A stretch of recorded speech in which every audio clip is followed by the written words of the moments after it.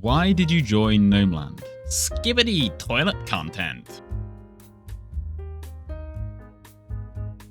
Hello my fellow gnomes, welcome to another video. Today we're having a look at some of the incredible applications I received through my Discord server Gnomeland. If you're not already a member, then be sure to check it out. The link will be down in the description. But this is some of the inner workings of the strange members. Enjoy. What's your Discord username? I don't know. I can't tell you for privacy reasons. It's a secret. GnomeCode? Question mark? Chat GPT. And as you might have imagined, that was a bit of a running theme in this application. What is today's date? It's the 17th of July 2009, according to one user. Or it could be the 13th of June 1929, or 9th of the 9th, year 9 AD. I don't even know how this got through the Google Forms filter, but here it is. How old are you? Skibbity. How often are you on Discord? I don't have a Discord account. Why did you join Gnomeland? Funny. Free Robux. Because of Gnome and code. Skibbity toilet content. I can't tell you that for privacy reasons. I needed help because I'm stupid. I thought there was cheese. I got scammed. Well, I heard the Wi-Fi signal in Gnomeland is nominally good, and they needed an expert in gnome computer science. Plus, I couldn't resist the opportunity to work on their latest project, GnomeNet, the first internet network that's not only just for humans, but for gnomes too. Emoji. I've no idea. Skibby toilet tower defense shall be great again. What do you think will be the worst part about moderating? Gnomeland. The worst part is to script. Thinking. Dealing with annoying Skibidi toilet kids. All the Skibidi toilet haters. IDK, probably being a mod itself, because then I'll instantly become fat and get a triple chin. Beat.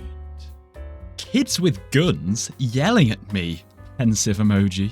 People. Just people. Being on the same team as that French so-called person, brackets werewolf, from it. Little brats with egos that think they're everything. Having Karens call you unfair and cruel when you're just doing your job. Screwing up my job. Moderating online platforms can be challenging due to the vast amount of content that needs to be reviewed. The worst part might be dealing with the following aspects. Content volume. The sheer volume of posts, comments, and media that requires attention can be overwhelming. Negative content. Encountering offensive, harmful, or illegal content can be distressing for moderators. Complex decisions. Considering the context and intent behind user-generated content make fair moderation decisions. User disputes. Handling conflicts between users addressing complaints about moderation actions. Maintaining traffic. Staying impartial and consistent with the rules. Meeting answers each other. This is not having clear advice. What's the worst thing about the current Gnomeland moderation, and how would you try to improve it? There are no Skibidi toilet mods and YouTube Shorts moderators that like Skibidi and YouTube.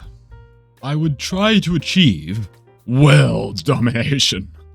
Dev chat be like, Skibidi mewing in Ohio after drinking Grimace Shake. After I become mod, look at this cool dev thing I made. Everyone, nice. It just sucks altogether. No cheese memes allowed. Haha, you are so relatable, human. They don't give me free Robux. They need to give me 1 million free Robux a day. I don't know, but I am very good moderator. One word and one word only. Ulrond. Ulrond makes me want to KMS. He's just like the average school teacher. Don't do this, don't do that, don't use swear words no matter what. Honestly, swear words are only bad if the other party gets offended. This is when someone should stop, and this is when I will punish someone. Unlike Ulrond, he muted me for sending a funny meme containing the retardation word. It was funny as hell, NGL, but he didn't find it funny at IG. He's like a boomer parent. Not enough eggs! More eggs! By banning people. Werewolf. I would advocate to demote and ban him. Well, one big problem is nice people. We have to destroy them all. The mods stink. Well, some of the other ones are nice. definitely corruption. I guess? I don't know. Do you have any previous experience as a moderator? If answered yes, please tell us about it, how many members it had, and what it was like moderating there. The server has 20 plus people. The moderation is quite easy to manage. Gnomeland. Because I am already a moderator for Gnomeland. Had 8 members, but now there are 4. As an AI developed by OpenAI, I don't have... Stop! Ban everyone! I just banned black people. Are you a bot? No, bro, I swear to God, I'm not a bot. Please don't ban. I'm not a bot, bro. Come on, man, no. I don't know. Am I? People say I have a girlfriend, but I doubt that. What?